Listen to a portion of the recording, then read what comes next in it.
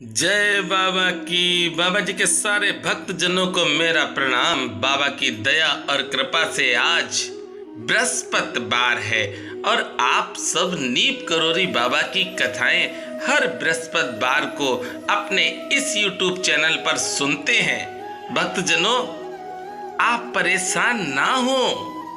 मैं आज आपको एक बहुत जरूरी बात बता रहा हूं और इसे आप मान लें तो जीवन में कभी आपके दुख नहीं आएगा।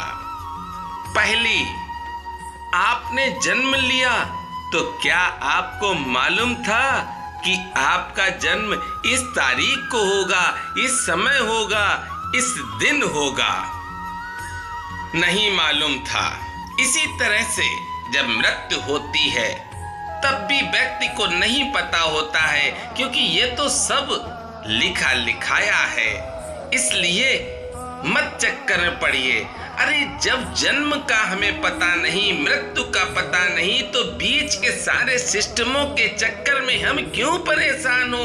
अरे हम उस परम पिता परमेश्वर को याद करते रहेंगे, अपने हनुमंत लाल की सेवा करते रहेंगे तो दुख तो मेरे पास आ ही नहीं सकता है।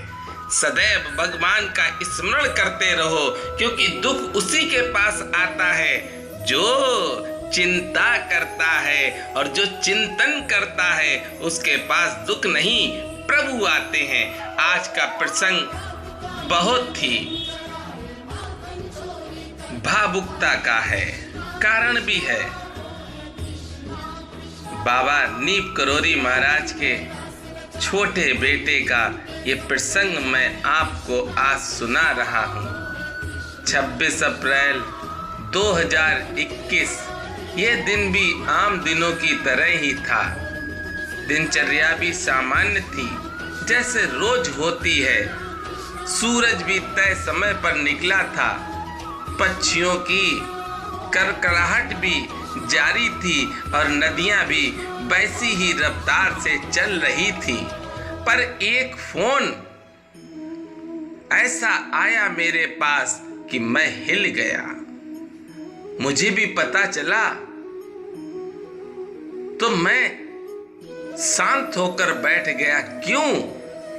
क्योंकि मुझे बहुत आशीर्वाद प्राप्त है। आज नीप करोरी धाम में अगर हम जाते हैं तो वह कृपा तो बाबू जी की ही मुझ पर है, क्योंकि मैं नीप करोरी कभी कभी जाता था। भक्तजनों, बाबू जी के पास मैं वृंदावन धाम में रहा तो बाबू जी ने मुझसे कहा कि नीप करोरी जाते हो? मैंने कहा कभी कभी जाते हैं। तो डांटा और मुझसे कहा हर मंगलवार को नीप करोरी जाया करो। उस दिन से भक्तजनों मैं नीप करोरी जाने लगा। चलिए आगे चलते हैं। एक फोन आया और मैं शांत होकर बैठ गया कि फोन में क्या था ये आप सोच रहे होंगे। बहुत ज्यादा परेशान हो गया, क्योंकि जो फोन आया उसने बताया कि बाबूजी का शरीर शांत हो गया। बाबूजी यानी धर्मनारायण शर्मा जी।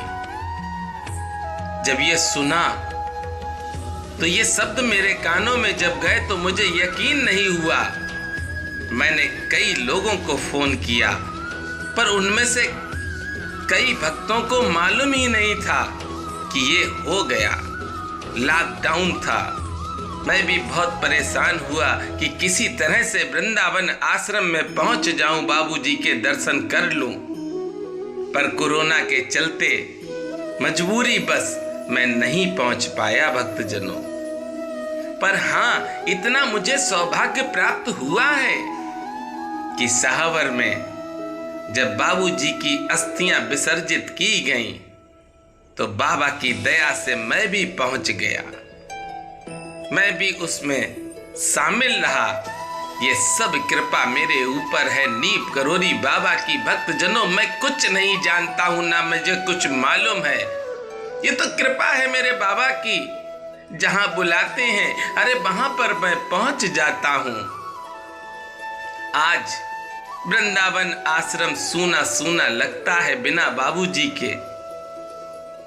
आप चलिए पूरा प्रसंग सुनते रहिए।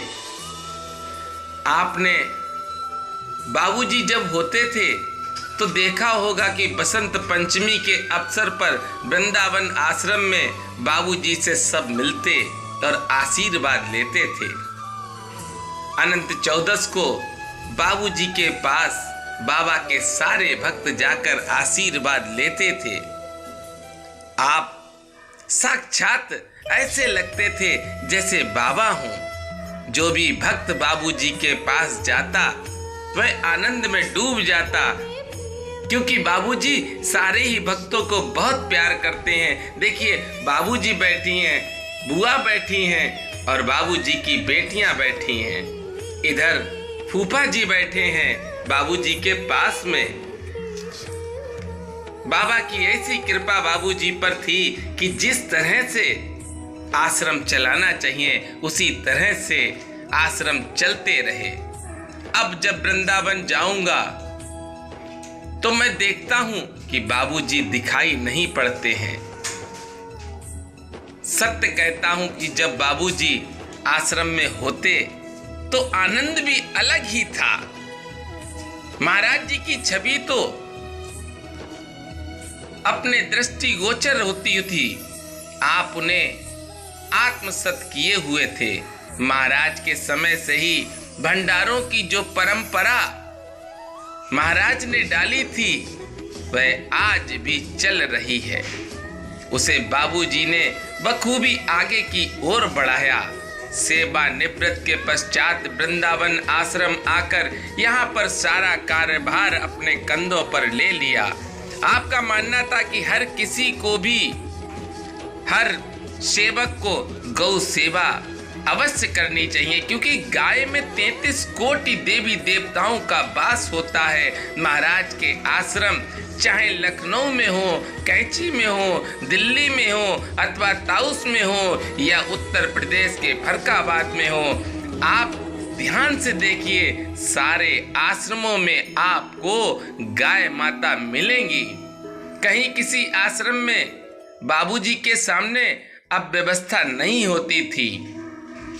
इसके लिए भी बाबूजी समय समय पर इन आश्रमों के अवलोकन के लिए जाते थे।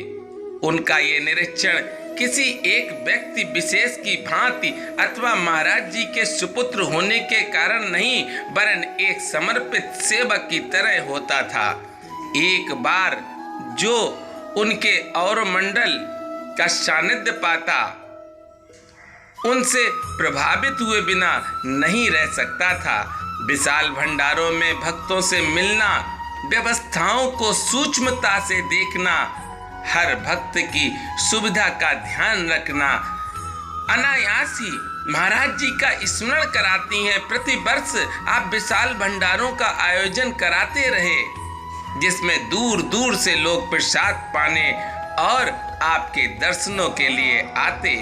काकड़ी घाट के भंडारे के लिए लोग समय से पहले ही इंतजार कर जमे रहते, क्योंकि यही वह समय होता था जब आप वर्ष में एक बार यहाँ सभी भक्तों से खुले हृदय के साथ मिलते। मंदिरों के जीर्णोद्धार से लेकर हर प्रकार के आयोजन में आपकी महती भूमिका रही। अकबरपुर का भंडारा तो विशेष रूप से आपकी देखरेख में ही आयोजित किया जाता, जिसमें देश विदेश की प्रसिद्ध हस्तियां भी आपके दर्शन और आशीर्वाद की आकांक्षा लेकर बड़ी संख्या में यहाँ उपस्थित होते।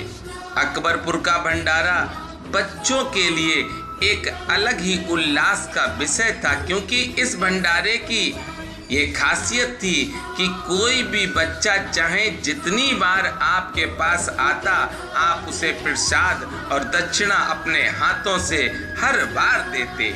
महाराज के आश्रमों की परंपरा की इस श्रृंखला को तो आपने कायम रखा ही, अपितु महाराज के अनन्य भक्तों का भी पूरा मान और स्नेह और सम्मान दिया।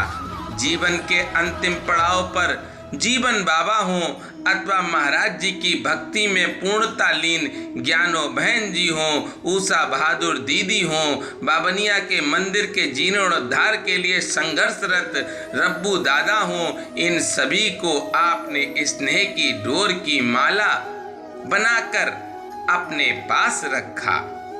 धर्मनारायण शर्मा, जिन्हें उनके सभी चाहने वाले प्रेम से बाबूजी बुलाते थे, उनका स्नेह भी तो ऐसा ही था जैसे कोई हमारे परिवार का ही बड़ा बुजुर्ग हो। आपको अचानक देखकर अक्सर लोगों को महाराज जी के होने का भ्रम हो जाया करता था। भ्रम कहना शायद उचित नहीं है, क्योंकि आप तो प्रतिछवि थे महाराज की, उन्हीं का अंश, उन्हीं के छोटे पुत्र के रूप में। आपका जन्म सन 1937 में ग्राम अकबरपुर के अपने पुश्तैनी घर में महाराज जी के सबसे छोटे पुत्र के रूप में हुआ। आपके बड़े भाई अनेक शर्मा और बहन गिरजा दीदी किशोर अवस्था में आप आगरा राजा मंडी गोपालपुरा चले गए, जहां आपकी शिक्षा दीक्षा हुई और विवाह भी। वन विभाग में आपने बतौर रेंजर के रूप में अपनी सेवा दी। आपका विवाह श्रीमती कुसुम के साथ हुआ। वैवाहिक व सामाजिक दायित्वों का भली प्रकार निर्वहन करते हुए आपको 6 कन्या रूपी रत्न प्राप्ति हुई। आप जिनके नाम सुन लीजिए आप सब भक्तों, ये सब हमारी और आपकी बहनें हैं। सबसे बड़ी हैं सुनीता बहन, अर्चना बहन, वंदना बहन, भावना बहन, रीतू बहन और जूली दीदी। आपने अपनी सभी पुत्रियों की शिक्षा दीक्षा के पश्चात विवाह कर अपने दायित्व पूर्ण किए। नौकरी से रिटायरमेंट के पश्चात वृंदावन आश्रम गए, पूर्ण रूप से आश्रम की सेवा में समर्पित हो गए। भक्त आप में महाराज जी की छवि देखकर रोमांचित हो जाते, आपको घेरे रहते और घेरते भी क्यों ना। आपने कभी किसी को निराश नहीं किया। आश्रम में बारीक से बारीक व्यवस्थाओं पर भी आपकी नजर बराबर रहती। बसंत पंचमी जैसे अवसर पर तो आप सारी बागडोर खुद हाथ में ले लेते, कहीं कुछ कमी ना हो जाए, कोई भूखा ना जाए, ऐसा प्रतीत होता मानो बाबा महाराज स्वयं आ गए। भक्तों से मिलना, उनकी समस्याओं को सुनना, गंभीर से गंभीर वार्ता को भी सहज मुस्कुराहट से सरल बना देना, इन्हीं गुणों के कारण वृंदावन आश्रम आने वाला हर भक्त आपकी एक झलक पाने को आतुर रहता। नियत का प्रहार भी इतना कठोर कि हमेशा अपनों से घिरे रहने वाले बाबूजी ने अपने अंतिम सांस फरीदाबाद के मेट्रो हॉस्पिटल में ली। वृंदावन में अंतिम संस्कार किया गया और आज वहां का मौन चीख चीख कर पुकारता है कि अब हम महाराज की छवि किस में देखेंगे। भावनाओं का एक ज्वार सा उमड़ पड़ता है, फिर कहीं ये अंतर्मन कह उठता है, यही तो सृष्टि का नियम है जिसके आगे सब बेबस हैं। आप चले गए या यूं कहें एक इतिहास का अंत हो गया, किंतु आप हमेशा रहेंगे आपकी स्मृतियों में, हमारे दिलों में, बस यूं ही हमारे अपने बनकर। आप सब बाबूजी को प्रणाम करें। मुझे बाबूजी का आशीर्वाद चाहे अकबरपुर हो या वृंदावन हो, मुझे हमेशा मिलता रहा। 3 लाइनें हैं, बड़े ध्यान से सुने। जाने हैं वो कौन नगरिया, आए जाए खत न खबरिया, आए जब जब उनकी यादें, आए होठों पे फरियादें, जाके फिर न आने वाले, जाने चले जाते हैं कहाँ। बाबूजी का स्नेह और प्यार बाबा के जितने भी अनन्य भक्त हैं सभी को मिला है। आज बृहस्पतिवार था, तो मैंने सोचा कि आज बाबूजी की ही कथा मैं डालूं।